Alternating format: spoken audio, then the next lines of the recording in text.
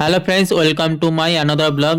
Good evening সবাইকে। তো তোমরা তো দেখতেই পাচ্ছ আমি এখন রেডি হয়ে গেছি। রেডি হওয়ার কারণটা হচ্ছে মেলায় যাব। কালকে যেহেতু উল্টো রথ, আজকে লাস্ট মেলা, তাই ঘুরে আসি। তাই রেডি হয়ে চলে আসলাম নিচে। নিচে এসে গাড়ি চাবিটা নিয়ে নিলাম। গাড়ির চাবিটা নিয়ে এবার বেরিয়ে পড়বো। আদিদাকেও বললাম গেটটা দিয়ে দেওয়ার জন্য।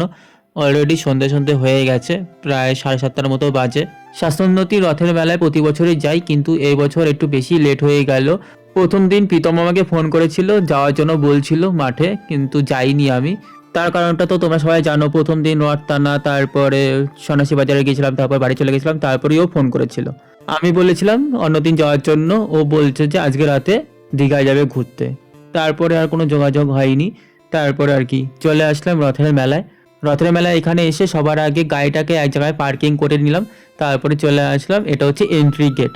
তারপরে ভেতরে প্রবেশ করলাম। ভেতরে প্রবেশ করার পর দেখতে পাচ্ছি প্রচুর লোকজন, আর এদিকে কাদায় ভরপুর, জল কাদা প্রচন্ড। তারপরে যত সামনের দিকে যাচ্ছি দেখছি যে কাঠের তক্তা পেতে রেখেছে, মানে কাদা যেন না লাগে। তারপরে প্যান্ডেলের সামনে আসতে মানুষের আরো বেশি ভিড়, না এদিকে যেতে পারছি না ওদিকে যেতে পারছি, দুই সাইডেই কাদা, জল কাদায় প্রচুর। তারপরে কোনো রকমে ভেতরে প্রবেশ করলাম। ভেতরে প্রবেশ করার পর দেখছি এখানে আরো বেশি লোকজন, এখানে আরো বেশি ভিড়। কি করবে, বাইরে জল কাদার মধ্যে থাকার থেকে এখানে থাকা অনেকটা বেটার। তারপর একটু একটু করে সামনের দিকে এগোতেই দেখতে পেলাম একদল গ্রুপের মেয়েরা নাচ করছিল। বেশ কিছুক্ষণ দাঁড়িয়ে দাঁড়িয়ে দেখলাম। তারপরে চলে গেলাম জগন্নাথ দেবের ঠাকুরের সামনে। এই দেখো বেশ সুন্দর করে সাজিয়েছিল। তারপরে এই জগন্নাথ ঠাকুরকে দর্শন করে চলে গেছিলাম সাইডে। সাইডে রথের ওখানে চলে গেছিলাম, গিয়ে দেখি ওখানে রথ সাজাচ্ছে।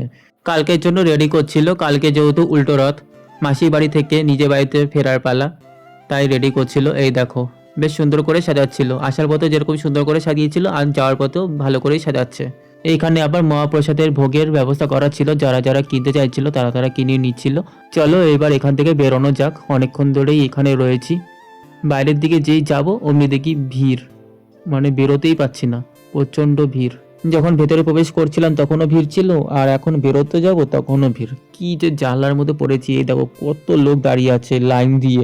তারপরে যেই কোনো মতো একটু বেরোলাম, অমনি সাইড দিয়ে আমি বেরোতে শুরু করে দিয়েছি, মানে কাদার মধ্যে দিয়েই যাচ্ছি। তারপরে চলে আসলাম এই মাঠের মাঝখানে। মাঠের মাঝখানে এসে এখানে আটকে গেছি, আর যেতে পারছি না। এখানে দাঁড়িয়ে দাঁড়িয়ে আর কি রাইডগুলো দেখছিলাম। এখানে বেশ কিছু রাইড এসেছে, মানে সব কিছুই বন্ধ, কিন্তু নৌকাটা চলছে। এদিকে আমি যেই পথ দিয়ে এখানে এসেছিলাম সেই পথ দিয়ে আবার পেছনে ব্যাক করছি।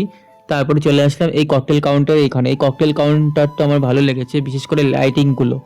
তারপরে এই সাইড দিয়েই যাচ্ছিলাম, মানে কাঠের তক্তাগুলো ছিল, ওই তক্তাগুলোর উপর দিয়েই যাচ্ছিলাম। এখানে কিছু খাবার স্টল বসেছিল, যেরকম ফুচকা, মোমো, আরও কিছু টুকটাক খাবারের দোকান বসেছিল। তারপরে চলে আসলাম এই ডান দিকে।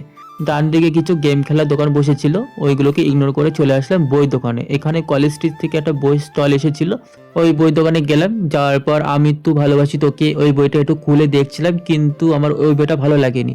বইটা যেন কেমন ছিল, হ্যাপি ক্লাব মার্টে যেরকম দেখেছিলাম এই বইটা এখানে সেরকম ভালো না, বাজে কোয়ালিটি। তারপরে মেলার ওখান থেকে বেরিয়ে চলে আসলাম গাড়ি যেখানে রাখা ছিল সেখানে।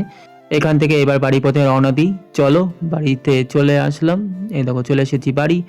চলো আজকের জন্য রাখছি, টাটা সবাইকে, সবাই খুব ভালো থেকো, দেখা হচ্ছে নেক্সট ব্লগে।